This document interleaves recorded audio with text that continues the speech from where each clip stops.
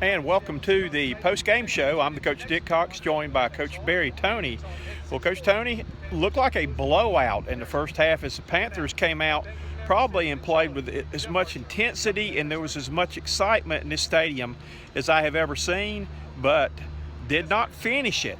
But were able to hang on and win 31-24 and advance on to the NFC Championship game here in Bank of America Stadium. Hey, you're right there, Coach. It's one of those type of games where the first half, the Panthers, they pretty much had things at their own will, up 31-0. But you knew sooner or later the Seahawks, with Coach Pete Carroll, would certainly get back in the game. And Coach, they really did, and that game was in doubt up till the last few seconds of the game. Well, you got to stop and think about it, too, from the standpoint, this is a team that they were playing today that's been to the Super Bowl the last 2 years. Last year in the NFC Championship game, Green Bay it shut them out and embarrassed them pretty much like the Panthers had done today.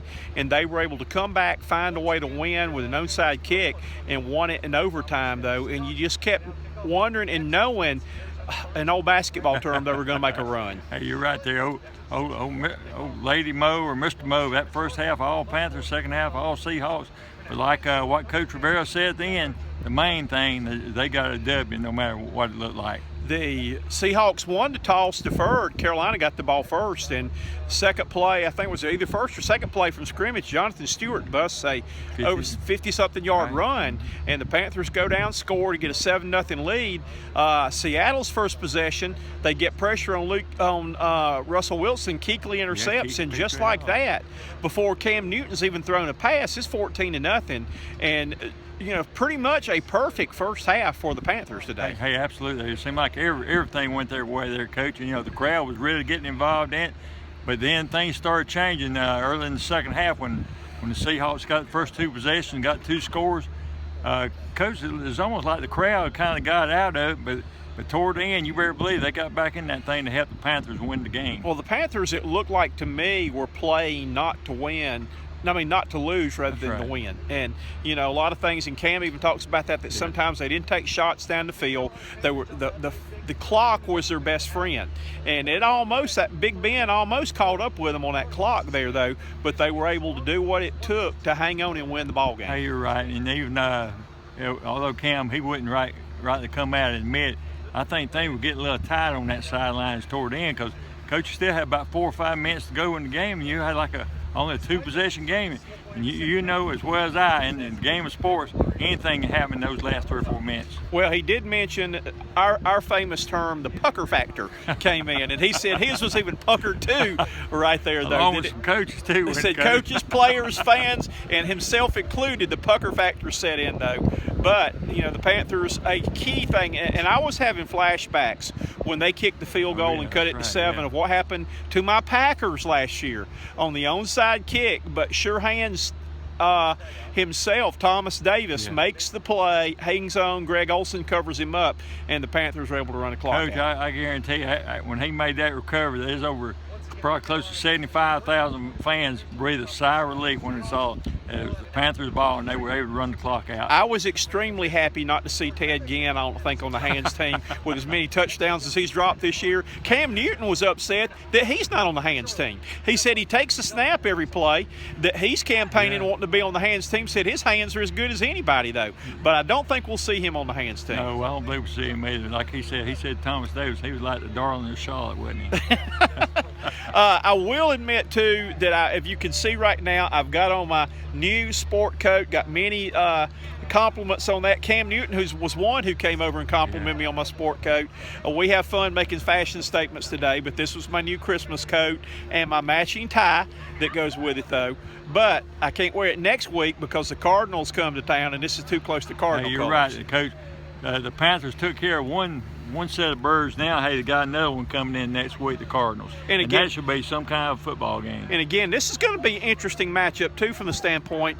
The Carolina Panthers ended the Cardinals' playoff season here last year. A lot of people may not remember that, though, but the Cardinals limped in with a backup quarterback, were missing their quarterback, was out with an injury, and the Panthers pretty much had their way with them. So they're going to come in with a little revenge in mind, knowing that last year their playoff was run or stopped right here in Bank of America Stadium. Hey, you're right there, Coach. There's going to be some revenge factor. I tell you what, the Panthers playing super with Newton, and like you said, the Cardinals, Carson Palmer is really having a great year for the Arizona Cardinals.